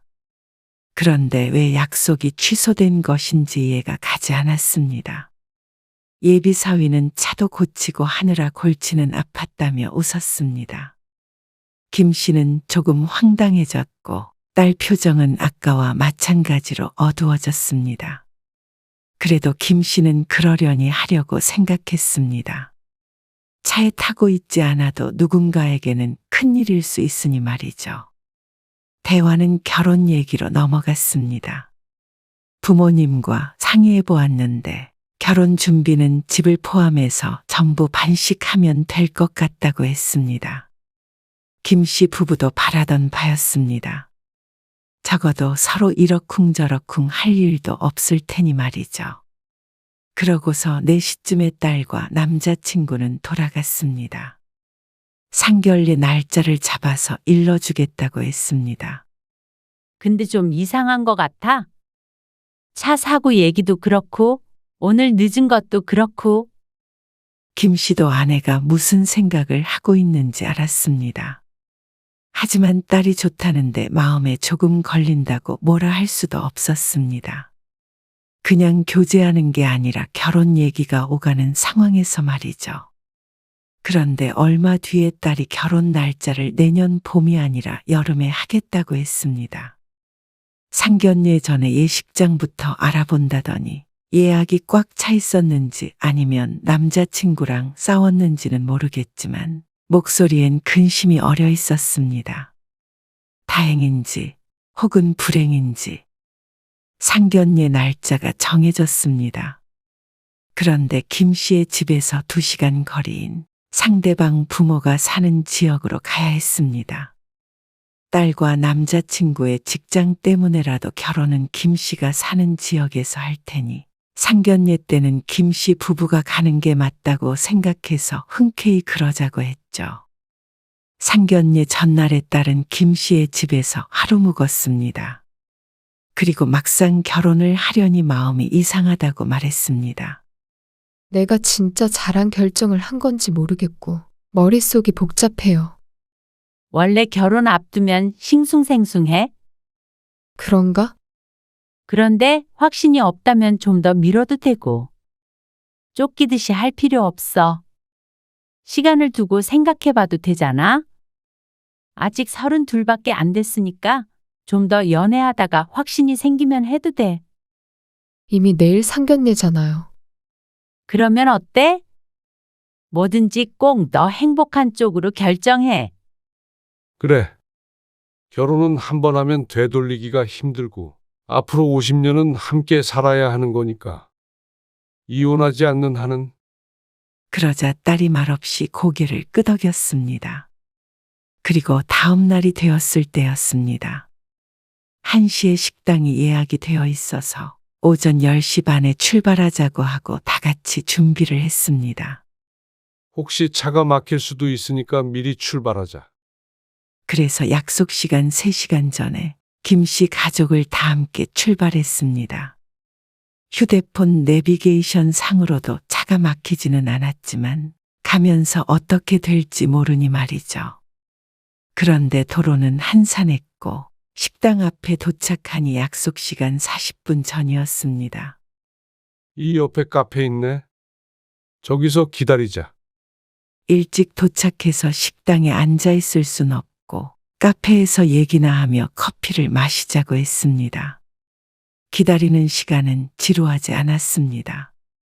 이런 때가 아니면 또 언제 이렇게 한가하게 딸이랑 커피도 마시고 하나 생각하면 소중하게 느껴지기도 했습니다. 그리고 1시가 되기 15분 전에 일어나서 식당으로 들어갔습니다. 착석을 하니 약속 시간 10분 전이었습니다. 물과 밑반찬들이 미리 세팅이 되어 있었습니다. 그걸 보자 갑자기 목이 타는 듯 했습니다. 당신 긴장했구나? 연거푸 물을 마시자 아내가 놀리듯이 말했습니다. 긴장되지. 우리 딸 시부모 될 분들 만나는 자리인데. 아내도 딸이 결혼한다는 게 믿겨지지 않는다며 웃었습니다. 카페에서의 수다가 다시 시작이 되었습니다. 김 씨는 아내와 딸의 제잘되는 목소리를 들으며 옷 매무새를 다시 한번 가다듬었죠. 그런데 1시 10분이 지나도 방문은 열리지 않았습니다. 음식 내올까요? 직원이 문을 열어 물었습니다. 아니요. 곧 일행 올 건데 도착하면 부탁드립니다. 그러자 딸이 휴대폰을 열어 메시지를 보내는 듯 손가락으로 두드렸습니다. 오고 있대? 답장이 없어요. 딸이 전화를 걸려고 하자 아내가 말렸습니다. 곧 도착하겠지 하고 말이죠. 그런데 1시 20분쯤이 지나자 김 씨도 기분이 상하기 시작했습니다. 그동안 딸의 휴대폰은 울리지 않았습니다. 늦으면 늦는다고 미리 연락을 해서 양해를 구해야 하는 것 아닌가 싶었습니다. 사람이 살다 보면 당연히 늦을 수도 있지만 지금까지 전화도 없는 건 당황스러운 일이었습니다. 인생에 한 번뿐인 이런 중요한 자리에 말이죠. 어쩌면 김 씨 가족을 우습게 여기나 싶기도 했습니다. 그러다가 자신이 너무 흥분을 한 건가 싶어 마음을 가라앉히기를 반복했습니다.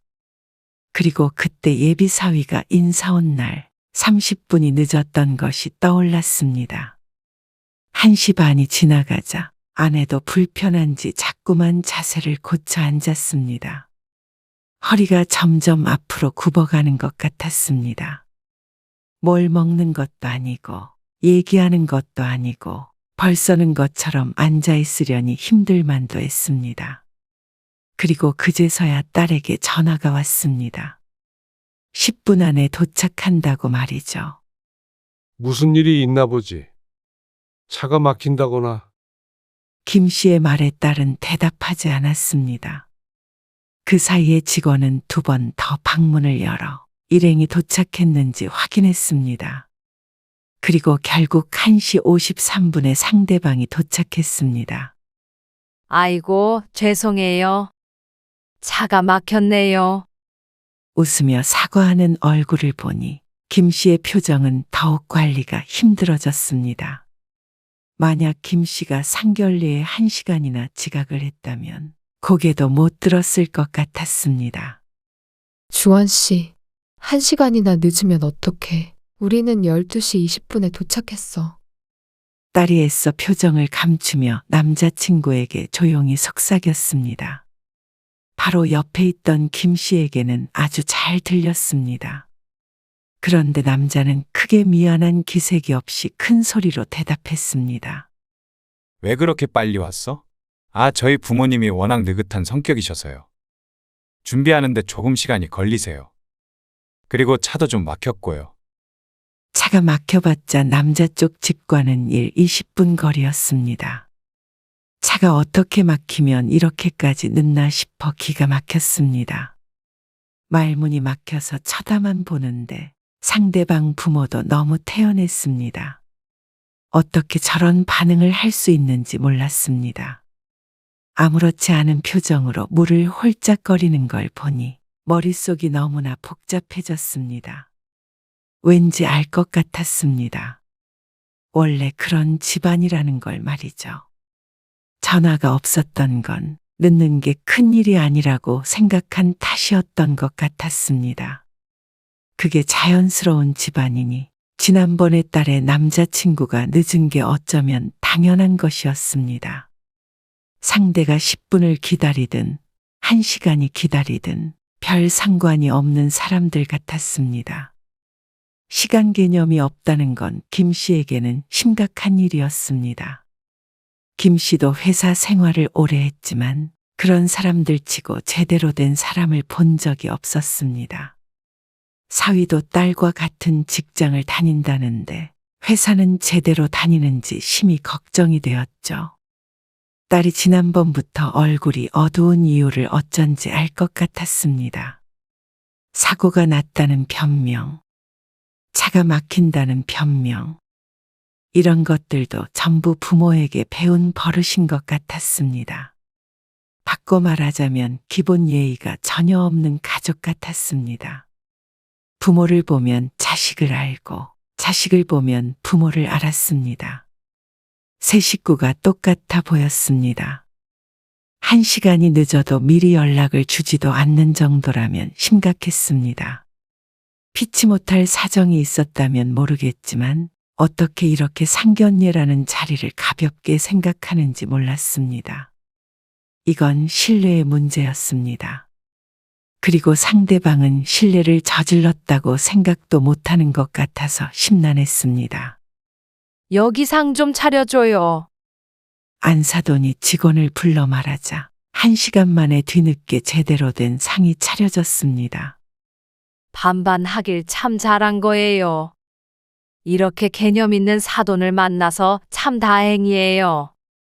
저 아는 사람은 사돈이 남자는 집 해와야 한다고 그래서 얼마나 황당해 했는데요. 어떻게 하면 이 상황에서 개념이라는 단어를 입에 올리는지 머릿속이 궁금했습니다.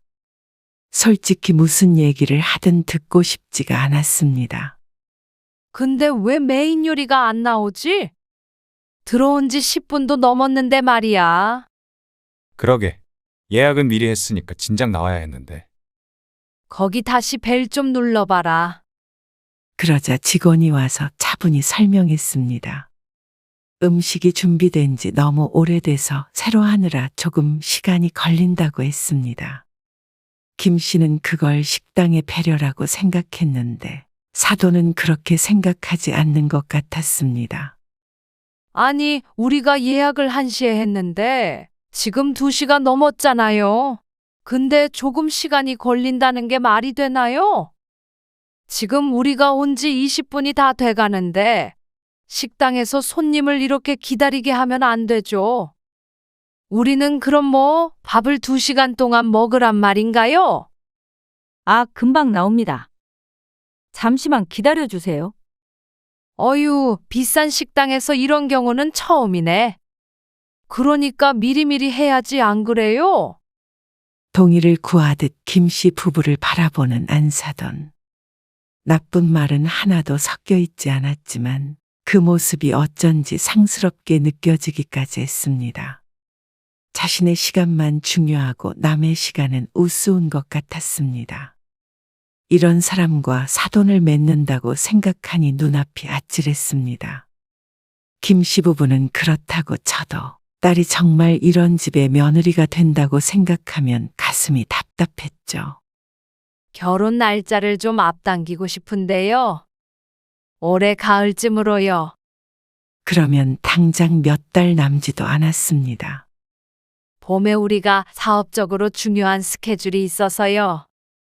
그 전에 해치워 버리자고요. 결혼이 그렇게 해치우고 말고 할 정도의 작은 행사인가 싶었습니다. 그런데 김 씨의 마음을 읽은 듯 딸이 대답했습니다. 저는 결혼을 좀 더 늦췄으면 해요. 뭐? 봄에 한다고 그랬다가 여름에 하자더니 거기서 더 늦추자고? 네. 좀 천천히요. 연아야, 갑자기 왜 그래? 그래. 그러지 말고 어차피 할 거 빨리빨리 해치워버려. 시간 버릴 거 뭐 있어? 준비할 것도 많고요. 생각할 것들도 많아서요. 사위는 당황했고 사돈은 황당해했습니다. 그리고 김 씨는 속으로 안도의 한숨을 내쉬었습니다. 아니, 주원이도 빨리 하자는데 왜 그래? 뭘 생각해야 하는데? 집? 신혼여행? 어떤 거? 결혼이요. 그 말의 건너편에 있는 새쌍의 눈이 동그랗게 뜨였습니다. 결혼을 생각한다는 게 무슨 말이야? 연아야, 무슨 말 하는 거야? 지금 상견례 자리야. 나랑 사전에 약속된 말만 해야지. 어차피 약속 같은 거 잘 안 지키잖아. 뭐? 딸이 이를 꽉 깨물었는지 턱이 붉어졌습니다. 제 딸이 그렇다고 하니 결혼 날짜는 차차 생각하는 걸로 합시다. 아니, 어차피 할 거 아니에요? 그래서 빨리 하자는데 뭐가 문제인지 모르겠네. 말이 좀 이상하잖아요. 상견례에 와서 결혼 미루자는 사람이 어디 있지? 이런 경우 없는 상황은 좀 당황스럽네요. 느긋한 성격이시라면서 왜 그렇게 서두르는지 모르겠네요. 뭐라고요? 아니, 느긋한 성격이라 오늘 약속도 늦으셨다면서요. 그런데 자꾸 빨리빨리 약속이 어떻고 그런 말씀을 하시니까 이해가 잘 안 가서요. 아니, 갑자기 왜 그 얘기가 나와요? 차가 막혔다니까요. 차가 막혀서 걸어오신 것도 아니고 1시간이나 늦은 건 저희도 당황스럽네요. 참나, 원래 여기가 잘 막히는 곳이에요. 늦을 걸 예상했으면 1시간 일찍 나오셨으면 됐었겠네요. 그러자 잠시 할 말을 잃었는지 허공에다가 참나 하다가 다시 입을 열었습니다. 사람이 한 번쯤 늦을 수도 있는 거지. 그거 갖고 팍팍하게 면전에다가 면박을 주세요. 한 번이 아니라서 드리는 말씀이에요. 그리고 나서 딸의 남자친구를 바라보자 헛기침을 하며 고개를 돌렸습니다. 주원 씨가 만날 때마다 늘 20분씩 늦곤 했는데 왜인지 알 것 같아요. 딸까지 그렇게 말하자 상대방은 오히려 화를 냈습니다. 지금 결혼 얘기 하러 온 거지. 누가 일찍 오나 따지러 왔어요. 나 참 이런 대우는 처음 받아보네.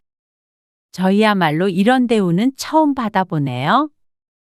1시간 동안 기다리는 경우는 살면서 잘 없지 않나요? 뭐라고요? 하나를 보면 열을 안다고 했습니다.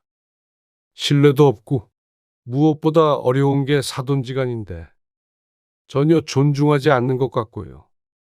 이건 저희 딸도 무시하는 것과 같은 행동이네요. 저는 딸의 말처럼 결혼을 좀 많이 미뤘으면 합니다. 아예 결혼을 없자고 하지 그래요? 누가 아쉬울 줄 아나? 그건 딸이 결정할 문제이고요. 연아야, 나 진짜 당황스럽다. 우리 부모님 모셔놓고 지금 이게 무슨 일인지 모르겠어. 서로 예의는 지켰으면 해. 예의? 오늘 우리 1시간 기다리게 한 건 예의가 있는 거야? 그거랑은 다른 문제잖아. 밖에서 기다린 것도 아니고 일찍 온 건 너잖아. 차라리 너도 좀 여유롭게 생각하고 나왔으면 좋았잖아. 꼭 딸 때문에 기다리게 된 것처럼 말하는 남자 때문에 기가 찼습니다. 모든 약속을 저런 식으로 여기는 듯 했습니다. 그래 놓고는 남 탓. 어떤 성격인지 안 봐도 뻔해 보였습니다. 아무래도 서로 가치관이 다른 것 같네요. 가치관 문제는 아닌 것 같습니다. 아니, 그래서 이혼이라도 하자는 소리예요? 좋게 좋게 좀 넘어가면 안 되나요? 결혼을 안 했으니 이혼은 아니죠.